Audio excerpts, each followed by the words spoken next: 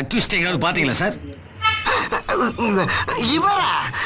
இவரையெல்லாம் பிடிக்க முடியாது சார். பிடிக்க முடியாதா? இவர் பெரிய டேஞ்சர் ஃப்ளோ. டேஞ்சர் ஃபெலோவா? நாங்களே ஜீப்ல டேஞ்சர் லைட்டோட அலையிற ஃபெலோஸ் தான். ஏய் ஹெல்மெட் கழட்டு. கழட்டு ஹெல்மெட். என்ன சார் இது? அண்டர்வேர் தலையில காய போட்டு போயிட்டான். ஏய்